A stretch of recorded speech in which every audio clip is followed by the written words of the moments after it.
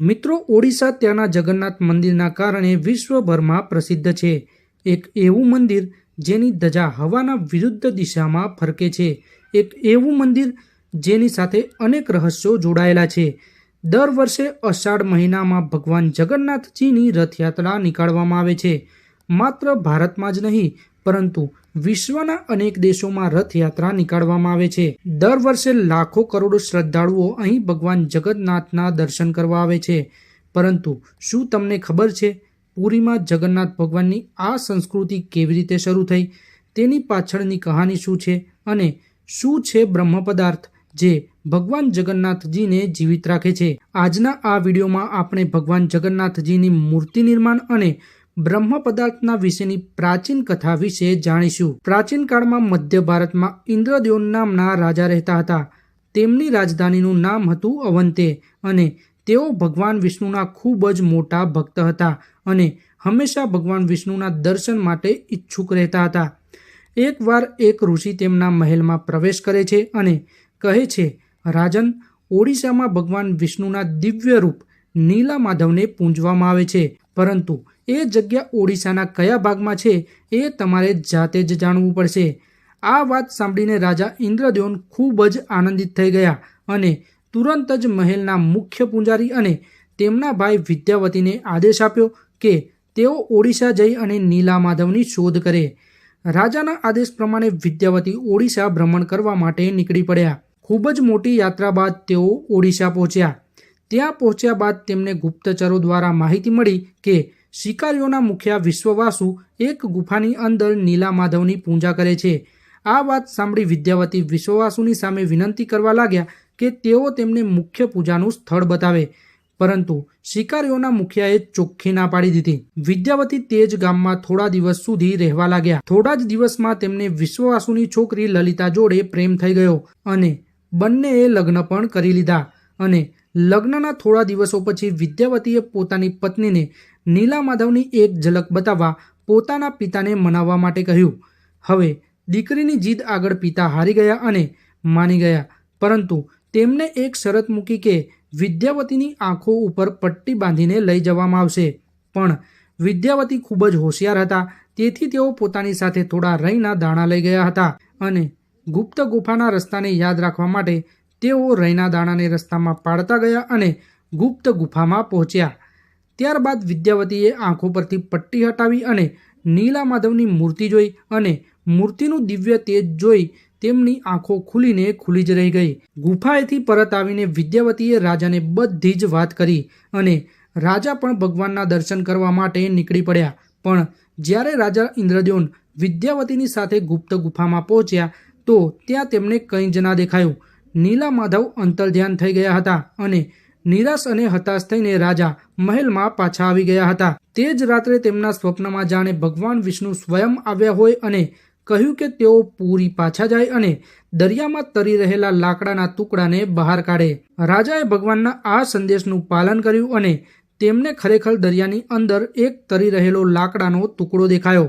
રાજાના સૈનિકોના લાખ કોશિશ કરવા છતાં તેઓ આ ટુકડાને બહાર ના કાઢી શક્યા. અંતે શિકારી કબીલાના સરદાર વિશ્વવાસુના મદદથી રાજાએ લાકડાના ટુકડાને બહાર કાઢ્યો અને મહેલમાં લાવવામાં આવ્યો.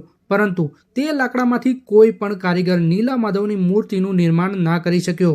જ્યારે આ કાર્ય કરવું અશક્ય લાગી રહ્યું હતું ત્યારે દેવતાઓના શિલ્પકાર વિશ્વકર્મા મહારાજ એક વૃદ્ધ કારીગરના રૂપમાં પ્રકટ થયા. તેઓએ રાજાને ભરોસો આપ્યો કે તેઓ રાજાને ભગવાનની મૂર્તિ બનાવીને આપશે, પરંતુ તેમણે એક શરત મૂકી કે તેઓ ભગવાન વિષ્ણુની મૂર્તિ 21 દિવસમાં જ બનાવશે અને તે પણ એકલા જ બનાવશે અને તેમના કામમાં કોઈ પણ ખલેલ નહીં પહોંચાડે. રાજાએ બધી શરતો માની લીધી. હવે લોકોને રૂમમાંથી આરી, છીની અને હથોડીના અવાજ સિવાય બીજું કંઈ જ સંભળાતું નહોતું. પરંતુ 15 દિવસ પછી રૂમમાંથી અવાજ આવતો બંધ થઈ જાય છે. તેથી રાજાને ચિંતા થવા લાગી કે વૃદ્ધ કારીગર તરસ અને ભૂખના કારણે મરી ગયો હશે. અંતમાં રાજાએ દરવાજો ખોલાવડાવ્યો અને રાજાએ જોયું કે વૃદ્ધ કારીગર જાણે ગાયબ જ થઈ ગયો હતો અને પોતાની પાછળ અધૂરી બનેલી 3 મૂર્તિઓ મૂકી ગયો હતો, જે આજ પ્રભુ જગન્નાથ, તેમના મોટા ભાઈ બલભદ્ર અને તેમના નાના બહેન સુભદ્રાના રૂપમાં પુરીના જગન્નાથ મંદિરમાં પૂંજવામાં આવે છે। તમે જોયું હશે કે જગન્નાથ ભગવાનના હાથ પગ અધૂરા બનેલા છે, જેનું કારણ આ જ માનવામાં આવે છે।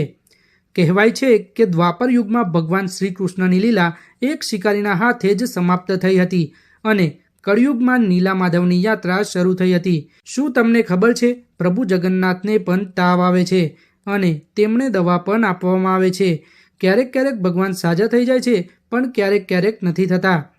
તેમનો પુનર્જન્મ થાય છે, જેને કહેવાય છે નોકોબો ડેબ્રો, જે દર 8 વર્ષે, 12 વર્ષે અને 19 વર્ષમાં એકવાર થાય છે।